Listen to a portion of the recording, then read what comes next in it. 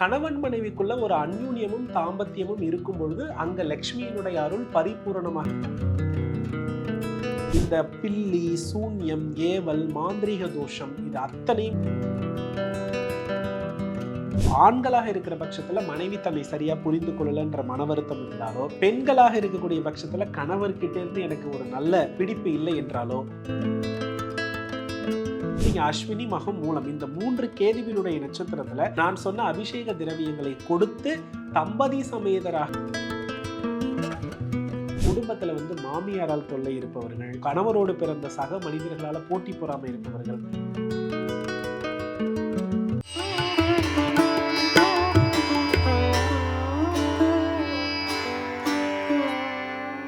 பிரணவ மந்திரம் நேயர்களுக்கு அன்பு வணக்கம். ஒவ்வொரு கணபதி வழிபாடை பற்றி நம்ம நிறைய விதமாக கேள்விப்பட்டிருப்போம். அதுலேயும் குருஜி நிறைய இடங்கள்ல அவருடைய பதிவு சொல்லிட்டு வராரு. இதே போல இன்னைக்கு உச்சிஷ்ட கணபதி அப்படின்னு சொல்லக்கூடிய கணபதியினுடைய வழிபாட்டினுடைய மகத்துவத்தை பற்றி நம்ம கேட்டு தெரிஞ்சுக்கலாம். நம்மளுடைய ஜோதிடர் மற்றும் பிரணவ வாஸ்து நிபுணர் டாக்டர் சிவ குருஜி சத்யசீலன் குருஜி அவர்கள்கிட்டேருந்து. குருஜி வணக்கம். ஸ்ரீ குருப்பியோ நமஹா, ஸ்ரீ மாத்ரே நமஹா, ஓம் அகதி சாயி நமஹா.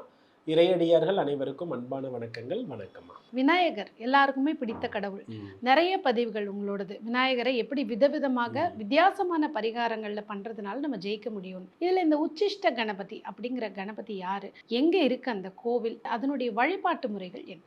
எல்லா தெய்வங்களுக்கும் என்னாகும் அப்படின்னா, ஒரு தெய்வத்தினுடைய இறுதி நிலை, அதாவது போர் நிலையினுடைய தன்மை கொஞ்சம் உக்கிரமா இருக்கிறத தான் நம்ம என்ன பண்ணுவோம்னா சொல்லுவோம். எல்லா தெய்வத்துக்குமே அதர்வன வேதத்தில் இடம் உண்டு. அம்பாள் அப்படின்னு எடுத்துக்கிட்டிங்கன்னா அவ பார்த்தீங்கன்னா அதர்வன காளி என்ற ஒரு பெயர்ல அதர்வன வேதத்தில் என்ன செய்யப்படுகிறார்னா குறிப்பிடப்படுகிறார்கள். சிவபெருமான் அப்படின்னு எடுத்துக்கிட்டிங்கன்னா அவர் அகோர மூர்த்தியாக, ருத்ரனாக அதர்வன வேதத்தில் என்ன பண்ணப்படுகிறார்கள் என்றால் குறிப்பிடப்படுகிறார்கள். இப்போ விநாயக பெருமானுடைய அதர்வன வேதத்தினுடைய வடிவம் அப்படின்னு எடுத்து பார்த்தோம் அப்படின்னா அது உச்சிஷ்ட கணபதி தான். தடைகள் அப்படின்றத தாண்டி இந்த கணபதியினுடைய தத்துவம் நமக்கு எல்லா வகையான செல்வங்களையும் கொடுக்கக்கூடியது தான் இந்த உச்சிஷ்ட கணபதி வழிபாட்டினுடைய மிக முக்கியமான படிநிலை. இது பார்த்தீங்கன்னா உச்ச சூரியனின் வெளிப்பாடு. உச்ச சூரியனின் வெளிப்பாடுனா அஸ்வினி நட்சத்திரத்தினுடைய ஒட்டுமொத்த பலனை பெற நம்ம உச்சிஷ்ட கணபதியை வழிபட்டால் போதுமானது. பொதுவாக உச்சிஷ்ட கணபதி அப்படின்னு எடுத்துக்கிட்டோம் அப்படின்னா தாயார் மடியில் அமர்ந்திருப்பார்கள். இவங்களுக்கு நீலாதேவின்னு பெயர். நீல நிறத்தில் உள்ள ஒரு திருமேனியாக இருக்கும். இவருடைய துதிக்கை தாயினுடைய யோனியில போயிட்டு என்ன இருக்குன்னா தொடர்பாகி இருக்கிறது பேர் தான் உச்சிஷ்ட கணபதி வழிபாடு அப்படின்னு சொல்லுவோம். இது மறைத்து வைத்து செய்யக்கூடிய வழிபாடு, குழந்தைகளுக்கு தெரியாமல் வைத்து வழிபடக்கூடிய ஒரு ரகசிய வழிபாடு, இருட்டில் செய்யக்கூடிய ஒரு வழிபாடு அப்படின்னு நம்ம எடுத்துக்கலாம். பொதுவா எப்போதுமே நான் சொல்லுவேன், கணவன் மனைவிக்குள்ள ஒரு அந்யூன்யமும் தாம்பத்தியமும் இருக்கும் பொழுது அங்க லக்ஷ்மியினுடைய அருள் பரிபூரணமாக கிடைக்கும்னு சொல்லுவேன் இல்லையா? அதனுடைய வெளிப்படையான தத்துவம் தான் உச்சிஷ்ட கணபதி, வேற யாருமே கிடையாது. அப்போ இந்த இடத்துல நாம என்ன பண்ணணும்னா அஸ்வினி, மகம், மூலம் இந்த 3 நட்சத்திரம் வரக்கூடிய காலகட்டத்துல உச்சிஷ்ட கணபதியை நாம தரிசனம் பண்ணும் பொழுது உடலால் ஏற்பட்டு இருக்கக்கூடிய ரோகங்கள் இருக்கு இல்லையா, அது அத்தனையுமே சர்வரோக நிவாரணம் ஆயிடும். எதிரிகளை பொடி பொடி ஆக்கிடுவாங்க இந்த உச்சிஷ்ட கணபதி. இந்த 3 நட்சத்திரத்துல மட்டும் உச்சிஷ்ட கணபதிக்கு போயிட்டு நீங்க கரும்பு சாறு, தேன், பஞ்சாமிர்தம் கொடுத்து அபிஷேகம் பண்ணி பாருங்க, அட்டகாசமான பலன் உண்டு. கணபதி கோவில்னு பள்ளியறை பூஜை அப்படின்றது ரொம்ப அபூர்வம். ஆனா இந்த உச்சிஷ்ட கணபதிக்கு அது உண்டு, பள்ளியறை பூஜை உண்டு. அதனால பாத்தீங்கன்னா இந்த பில்லி, சூன்யம், ஏவல், மாந்திரீக தோஷம் இது அத்தனையுமே தீர்க்க வல்லவர். குறிப்பாக ஆண்களாக இருக்கிற பட்சத்துல மனைவி தன்னை சரியா புரிந்து கொள்ளலன்ற மன வருத்தம் இருந்தாலோ, பெண்களாக இருக்கக்கூடிய பட்சத்துல கணவர்கிட்ட இருந்து எனக்கு ஒரு நல்ல பிடிப்பு இல்லை என்றாலோ இந்த உச்சிஷ்ட கணபதியினுடைய வழிபாடு மிக மிக மிக மகத்துவமானது. இந்த உச்சிஷ்ட கணபதி எங்கு எழுந்தருளல் பண்றார் அப்படின்னு நம்ம பார்த்தோம்னா இவருடைய ஆணிவேர் எங்க இருக்குன்னா திருநெல்வேலியில தான் இருக்கிறது. காரணம் என்ன அப்படின்னா,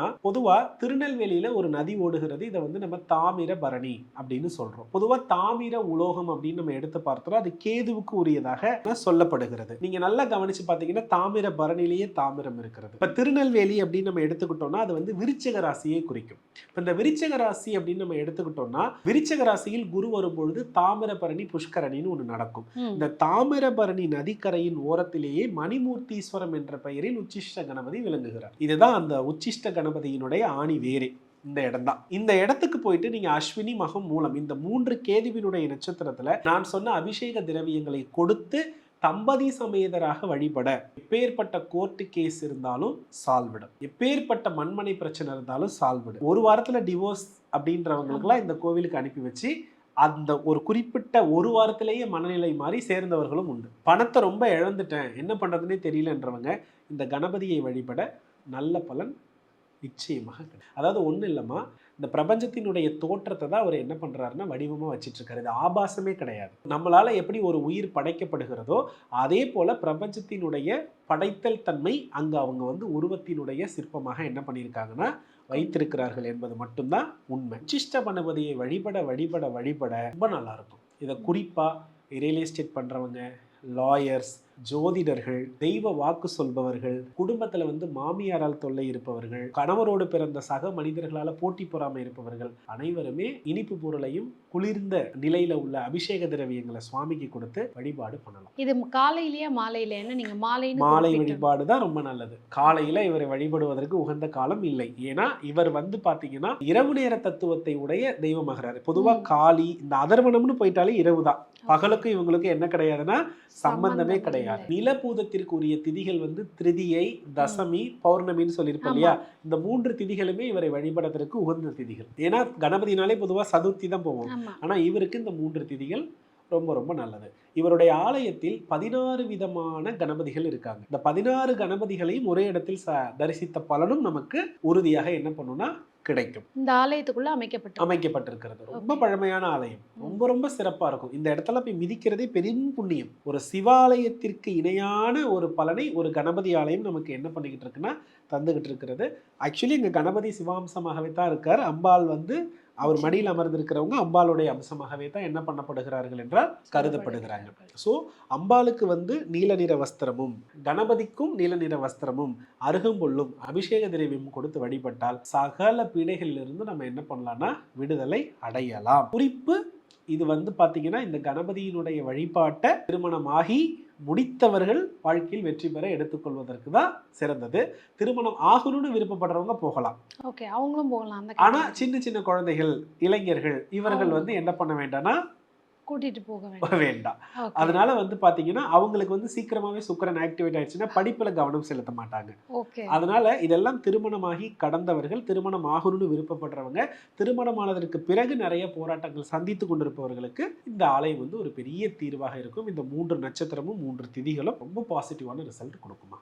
அருமை. ஏன்னா நிறைய பேர் இந்த கணவன் மனைவி, கணவன் அன்பாக இல்லை, மனைவி புரிந்து கொள்ளலை, எங்களுக்குள்ள விவாகரத்து நிலைமைக்கு போயிட்டோம், இல்லை எனக்கு இன்னும் திருமணம் ஆகலை, 40 வயசு ஆகிடுது, 50 வயசு ஆகிடுது, நிறைய பேர் வந்து அந்த ஒரு கவலையில் இருக்காங்க. இந்த ஒரு கோவில் அருமையான ஒரு கோவிலாக நீங்கள் வந்து சொல்லியிருக்கீங்க.